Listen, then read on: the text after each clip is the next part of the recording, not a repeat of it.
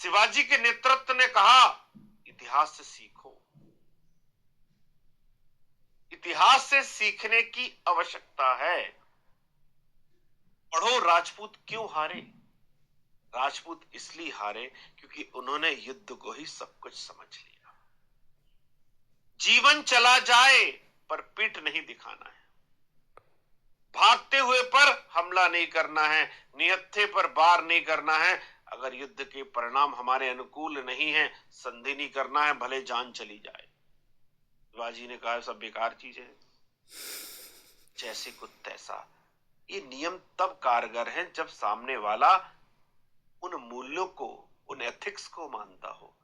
जब सामने वाला धोखा, नियम तोड़ने वाला, जिसके कोई नियम ही नहीं है, उनसे आप नियमों की बात कर रहे हो। यहां जैसे को तैसा होगा।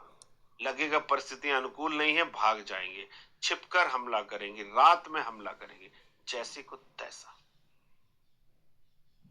शिवाजी ने यह भी समझा कि प्राचीन काल में भारत में जब राजपूत काल था,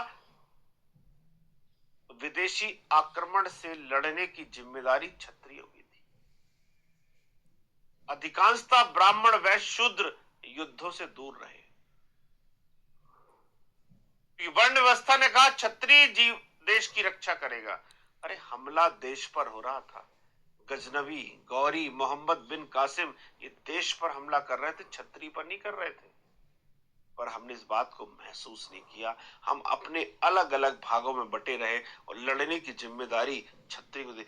जिस देश की अधिकांश जनसंख्या युद्ध से बाहर होकर युद्ध के निर्णय का इंतजार करती हो, उस देश का पतन सुनिश्चित है।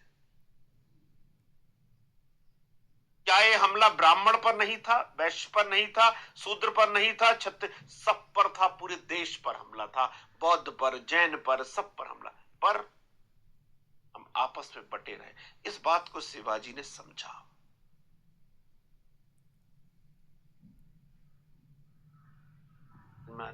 इन्हें इस बात को शिवाजी